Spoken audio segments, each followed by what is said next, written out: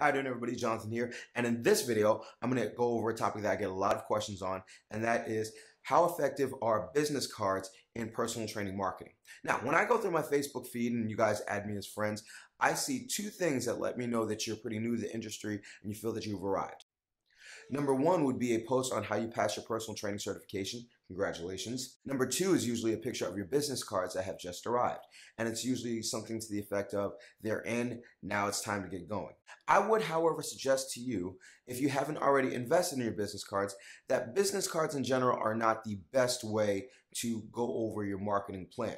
And in a lot of ways, they can actually hinder your progress. I kind of look at business cards like the Walkman in 2014. If you were looking to listen to music, you wouldn't reach for a Walkman, you'd probably reach for your MP3 player or your iPod. Now, a Walkman will help you listen to music, it does work, but it isn't the most efficient way to get music into your ears and to hold as much music as possible. That's how I feel about business cards, for a couple of reasons. Number one, they're too easy to forget about. Think about the business cards that are in your wallet or in your purse, if you even remember. Go through it and try to find them. Oftentimes when you get a business card, you usually stuff it somewhere in your wallet or your purse because you're not going to walk around with it. You intend to save the information, but you don't. You really don't even find the business card until you're emptying out your wallet or your purse, and then you forget why you're so interested in that topic or service anyway. The number two issue is I actually think it prevents you from investing more into the client at the time when you first meet them. You're so excited to get the information out, and you know you have the business card, that you fail to actually get enough enthusiasm and excitement about your services to the client. So while there's a bit of an excitement when you hand the business card, it soon disappears as your prospective client goes throughout the rest of their day. And unless there's a constant feed of information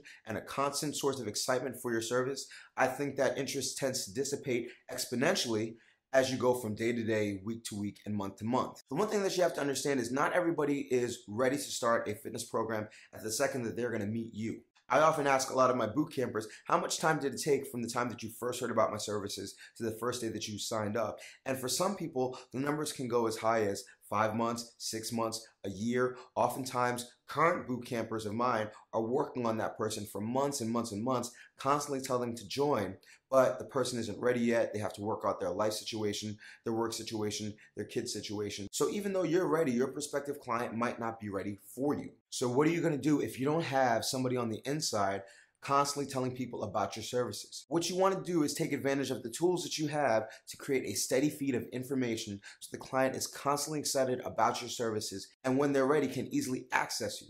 Now, you have to understand that business cards were the most effective way of networking, 7, 8, 9, 10 years ago. But we're in 2014, and your main source of communication can be social marketing on an online platform. My recommendation would be to use something like Instagram instead. Think about how often you check your Instagram feed. I usually check mine first thing in the morning, and I usually check through the last 24 hours to see what I may have missed, to get some motivational tips, or just see what my friends are up to. If you can get on somebody's Instagram page, number one, it gives you an opportunity to constantly market to them. It gives you an opportunity to keep their enthusiasm high. And unless you're spamming them, they're not going to throw you away. So you're never going to lose track of that client. So when that client decides that it's time for them to start a fitness program, they're going to go to the source that's most readily available to them. And that source is going to be you. Now, I know what you're thinking.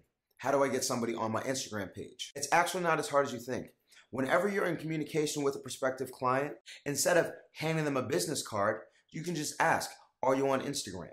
If they're on Instagram, you can have them pull out their phone, search your page, and start to follow you. That way, you're never really asking for their information, so it's hard for them to say no. And by virtue of following you, they're giving you their information. You can then choose to follow them back.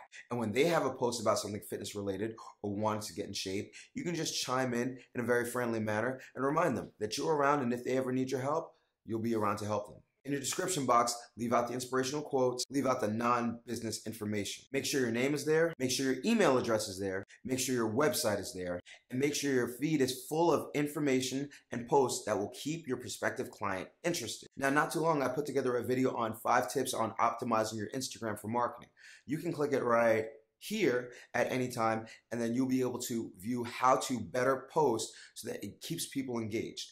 But for now, if you don't have business cards, go for the Instagram route. I guarantee it'll be much easier. If you do have business cards, there are people without Instagram, you can hand the card out to keep constant contact with this person.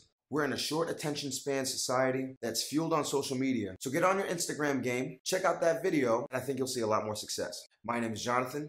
I hope you found this video helpful. Don't forget to subscribe to this channel.